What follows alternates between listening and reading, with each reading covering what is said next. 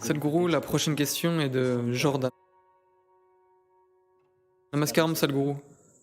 Les centres d'appel pour fumeurs reçoivent plus d'appels de fumeurs de tabac qui essayent d'arrêter.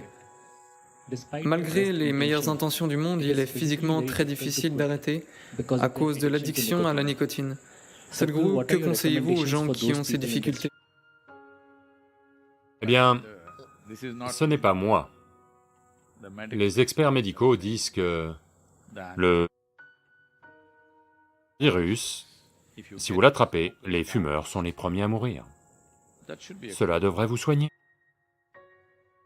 Je n'essaye pas d'être cruel avec vous. Je ne suis pas quelqu'un qui fait la morale et vous dit que vous ne devriez pas fumer.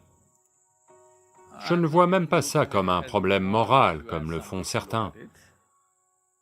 C'est juste que faire quelque chose qui va à l'encontre de votre système est un manque de bon sens. Une autre chose, c'est que, supposez que vous le faites parce que ça vous procure un certain plaisir, c'est...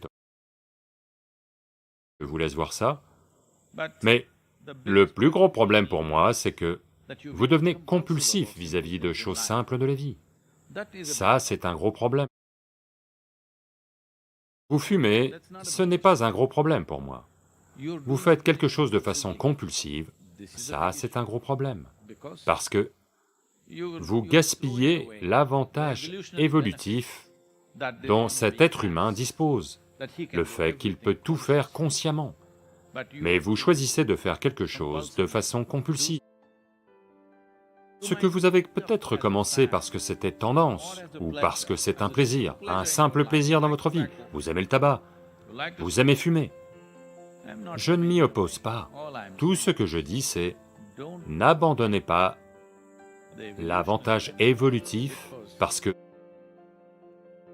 cette terre-mère et cette nature ont travaillé 1 million d'années pour vous amener à ce niveau de conscience et d'intelligence et à cette taille de cerveau. Quand les gens utilisent leur cerveau aujourd'hui pour trouver comment fabriquer une voiture qui ne fume pas,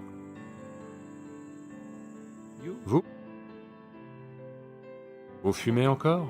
Qu'est-ce que c'est que ça? De temps en temps, vous vouliez fumer parce que ça vous fait plaisir. Je ne vais pas m'occuper de ça. Je ne vais pas entrer dans votre vie personnelle à ce point. Eh bien, ça n'a pas de sens, mais tout n'a pas besoin de faire sens. C'est ok. Et vous êtes compulsif. Ça, non, non. Parce que ces millions d'années d'évolution sont simplement gâchées avec vous. Ils partent en fumée. Littéralement. Maintenant, est-ce qu'il faut que j'arrête? Est-ce qu'il faut que j'arrête? Qu'y a-t-il à arrêter? Voyez, si de la fumée vous sortez des oreilles, vous devriez aller vous faire soigner. Quelque chose brûle à l'intérieur. Et vous l'aspirez, et vous la soufflez. Il n'y a rien à soigner, vous devez juste vous décider. Vous ne pouvez vous décider que si... Parce que vous avez vu ces pubs Marlboro, parce que vous avez pensé que vous n'êtes un vrai homme que si vous fumez. Non, non, non, je n'ai pas de préjugés, les femmes aussi peuvent fumer, bien sûr. Oh, qu'est-ce qui vous fait penser qu'il n'y a que les hommes qui peuvent fumer? Non, non, non, vous pouvez aussi être stupide. Être stupide n'est pas seulement le privilège de l'homme, tout le monde a le droit. La seule chose, c'est que la stupidité prend de nombreuses formes et blesse différentes vies. Mais la forme la plus basique de stupidité, c'est que vous choisissiez de blesser cette vie, alors que ça implique une douleur physique et bien d'autres choses. Malgré ça, vous choisissez de blesser celui-ci. Cela n'a pas lieu par choix. Vous avez peut-être commencé par choix, mais après un certain temps, c'est juste une grande compulsion. Vous, je veux arrêter, ne faites pas ça. Si vous arrêtez de force, vous allez vous mettre à faire d'autres choses insensées. C'est arrivé une fois. Shankaran Pillai, un jour, était sur le point de quitter le bureau, et sa collègue de bureau, une jeune femme, lui demande est-ce que vous pouvez me déposer chez moi aujourd'hui? Il dit oui, comme un gentleman. Il part avec elle, lui ouvre la porte, tout. Ils sont en route. Quand un tronçon désert arrive, il s'arrête. Et tout d'un coup, il devient comme une pieuvre. C'est-à-dire qu'il a 8 membres. Il se jette sur elle. Elle le repousse et lui dit « Espèce d'idiot, je suis monté dans votre voiture en pensant que vous étiez un type bien. Qu'est-ce qui vous prend ?» Il dit « Pardon, pardon, j'ai arrêté de fumer. » Donc ne faites pas ces choses de force. Si vous comprenez, si vous commencez à comprendre que l'on est en train de comprendre qu'un bus qui fume trop, ce n'est pas bon, une voiture qui fume trop, ce n'est pas bon, mais dans l'évolution d'une automobile, elles en sont encore au point où elles doivent encore fumer. Elles ne sont pas toutes devenues électriques. Dans l'évolution d'une automobile, la fumée passe encore. On travaille à en fabriquer une qui ne fume pas, mais la fumée passe encore parce que l'évolution de l'automobile n'en est pas encore arrivée au point où elle ne fume plus du tout.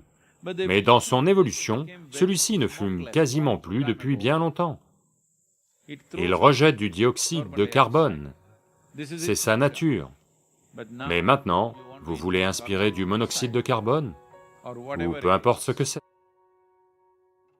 Eh bien, vous avez juste à voir que c'est stupide. Une fois que vous voyez qu'une chose est stupide, vous n'avez pas à l'arrêter, elle va disparaître. Pour le moment, vous vous sentez un peu... Vous pensez que c'est super intelligent de faire ça. En particulier quand vous aviez 14, 15 ans, quand vous fumiez, vous vous disiez que vous faisiez vraiment quelque chose de super. Donc, quel que soit votre âge maintenant, si vous comprenez que c'est une chose stupide que vous faites, vous n'avez pas à l'arrêter, elle va simplement s'évanouir, parce que vous n'aimez pas être stupide, ça je le sais, ne le soyez pas.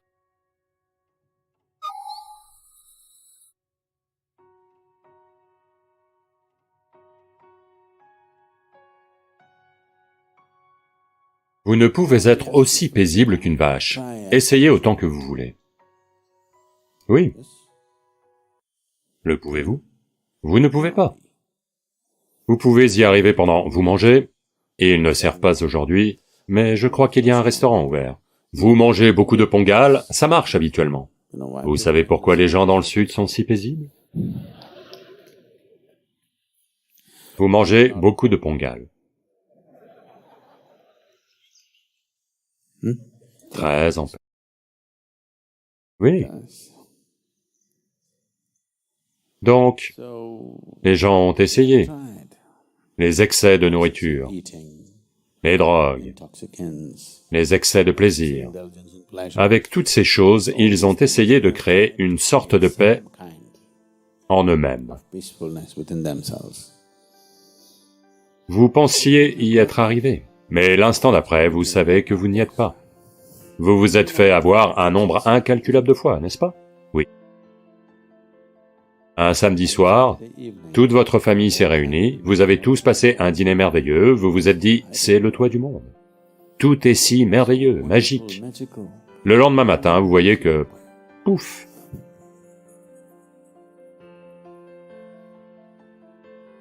Pas parce que quelque chose ne va pas dans votre famille. C'est juste que, avec une entité limitée, vous essayez de créer un espace illimité. Ça ne va pas marcher. Ça ne va simplement pas marcher. Rien de mal. C'est juste que ça ne marche pas. Il y a des tas de grandes choses dans le monde qui ne marchent pas. Elles ne m'intéressent pas, c'est tout. Les grandes choses vous intéressent? Est-ce que les grandes choses vous intéressent? Merci. Les grandes choses ne m'intéressent pas. Je ne m'intéresse qu'aux choses qui marchent. Il y a des tas de grandes choses. Les gens prétendent que ce sont de grandes choses, mais elles ne marchent pas, elles n'ont pas marché pour qui que ce soit. Ce sont de grandes choses parce que quelqu'un le dit. Ce sont de grandes choses parce que quelqu'un a une trop haute opinion de lui-même et tout ce qu'il dit ou fait doit être une grande chose, mais elle ne marche pas. Nous cherchons quelque chose qui marche. Si vous déterminez le cours de votre expérience à cet instant, à 100%, vous commencez à... Vous savez, les jambes, les fichues jambes font super mal, et pourtant, ça commence à marcher.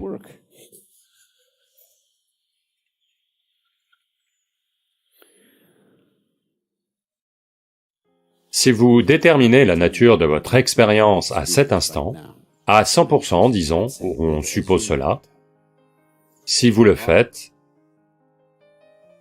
alors, est-ce que quelqu'un doit vous dire, s'il te plaît, crée une expérience agréable? Quelqu'un devra vous le dire? Non. Donc que quelqu'un vous dise, soyez amour, soyez félicité, tout ça c'est des conneries. Oui ou non?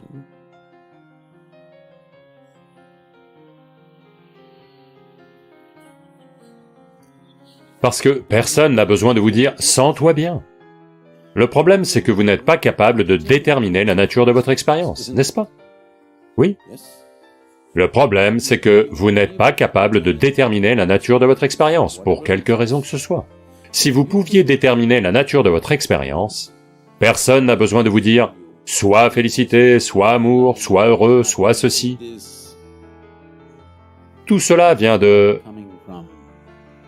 Vous savez, d'idées fragmentaires sur la vie. Vous voyez quelqu'un se battre, vous dites « sois amour ». Vous voyez quelqu'un de malheureux, vous dites « félicité ». C'est extrêmement insultant. Si quelqu'un est dans un état de grande tristesse, aller lui dire « sois extatique » est extrêmement insultant, n'est-ce pas? Non? Mais tout ça, ce sont les grands enseignements sur cette planète, qui sont actifs depuis des siècles. Ce sont toutes de grandes choses qui n'ont jamais marché. Donc, on regarde seulement comment déterminer la nature de votre expérience. Si vous prenez en main ce qui cause l'expérience en vous, si cela est entre vos mains, je suis sûr à 100% que vous allez rendre votre expérience très agréable. Et je suis sûr aussi que si vous vous sentez très bien en vous-même, vous seriez naturellement agréable avec tous ceux qui vous entourent. Malheureusement, les gens se sont attelés à complètement embrouiller l'humanité sur sa propre nature. Voyez, c'est très simple, pas besoin d'une fichue écriture ou d'un gourou pour vous dire ça. C'est très simple, quelle que soit la nature de votre expérience, elle a lieu en vous. Est-ce ainsi? Vous n'avez pas besoin de grand yoga, ou d'une écriture, ou d'un gourou, ou d'une pierre tombant du ciel pour vous dire ça. Si la nature de votre expérience, quelle que soit la nature de votre expérience, que ce soit la peur, la colère, l'amour, la haine, l'extase, la souffrance, tout a lieu à l'intérieur de vous. Il serait très naturel pour les êtres humains de chercher à voir comment en faire une expérience très agréable, n'est-ce pas? Si vous ne les aviez pas fait délirer, Dieu vous aime de là-haut, si vous n'aviez pas exporté l'amour au paradis, beaucoup d'êtres humains auraient été très aimants. Mais maintenant qu'on l'a exporté là-haut, vous devez l'importer. Pour l'importer, vous avez besoin d'un permis. Et il y a des gens ici qui ne donnent pas ces permis très facilement. Ils ne passent pas, parce que tout l'amour est parti au paradis. Comment le retrouver maintenant? Ici, il y a un prêtre debout avec un permis. Il ne va pas vous le donner. Que vous vouliez éprouver de la félicité, que vous vouliez éprouver de l'amour, que vous vouliez éprouver de l'extase, quoi que ce soit, Tous les états agréables que les êtres humains ont connus sont venus de l'intérieur d'eux-mêmes. Est-ce ainsi? Donc, il n'y a pas besoin de faire une demande de permis ou que ce soit. Vous devez juste devenir prêt à explorer ce qu'est ceci, pour amener ceci à l'état le plus agréable. Pas parce que c'est une vertu. L'amour n'est pas une vertu.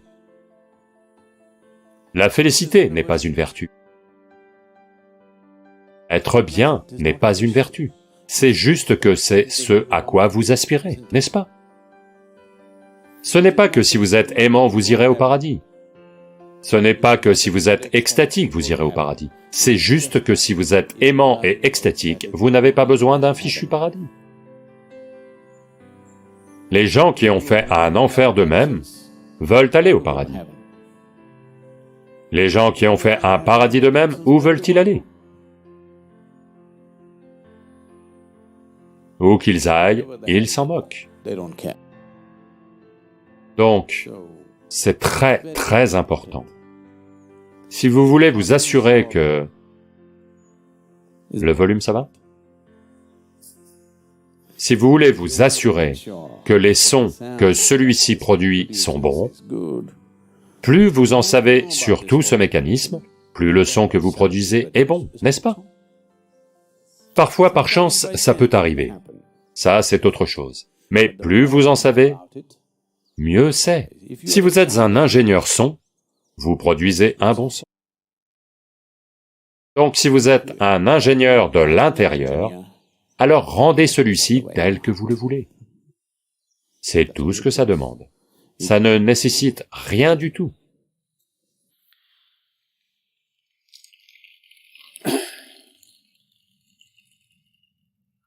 C'est juste que, comme c'est dans une autre direction que celle dans laquelle vous regardez constamment, à travers vos perceptions sensorielles, vous avez besoin d'aide, peut-être. Pas forcément, mais en général, oui. Vous avez besoin d'une certaine quantité d'aide. Mais c'est tout. La grâce est juste cette aide, qui crée une atmosphère propice pour se glisser. Pour que toute machine marche bien, vous savez, les gens ont commencé à utiliser ces mots partout ces jours-ci. Vous avez besoin de lubrifiant, d'un lubrifiant. Essayez de... Quelle que soit votre super voiture, essayez de la faire fonctionner sans huile. En même pas 10 minutes, elle sera fichue, n'est-ce pas? C'est le lubrifiant qui la fait marcher. Toutes ces super machines, sans cette petite couche fine de lubrifiant, sont toutes détruites en un rien de temps. La grâce est juste cela. Cette petite couche de lubrifiant pour que les choses aient lieu en douceur. Maintenant, ils ont commencé à appeler ça ingénierie des liquides. Tout le monde s'y est mis. C'est pertinent. Ça nécessite un ingénieur de liquide. Donc, ceci nécessite un peu d'ingénierie. La grâce n'est qu'un lubrifiant. Sans le lubrifiant, si vous essayez de fonctionner, la friction, rien que la friction de la vie, a détruit trop d'êtres humains, n'est-ce pas? Oui, ils n'ont rien fait de grand. Ils n'ont fait que des choses simples. Ils sont nés, ce qui n'était pas de leur fait, et ils n'ont pas fait une si grande chose. C'est juste arrivé. Ils veulent juste bien manger, bien dormir, satisfaire leurs besoins basiques, c'est tout ce qu'ils veulent faire. Au cours de ce processus, combien d'êtres humains sont brisés et amers et détruits? Car aucun lubrifiant. Rien de mal chez eux. Ils essaient de faire fonctionner leur moteur sans lubrifiant. C'est tout ce qui se passe. Voyez, même votre portable fonctionne, parce qu'à travers l'air, ils conduisent les sons pour vous, n'est-ce pas? On peut simplement perturber ça. Vous connaissez ces publicités « Allô, allô, allô, allô » Vous avez vu ça? Les téléphones deviennent comme ça parce qu'il y a de petites perturbations. C'est ce qui arrive à celui-ci aussi. Ceci est un instrument bien plus sophistiqué que tout ce que vous avez vu. il nécessite un petit peu d'attention. Si vous prêtez attention, ça paye.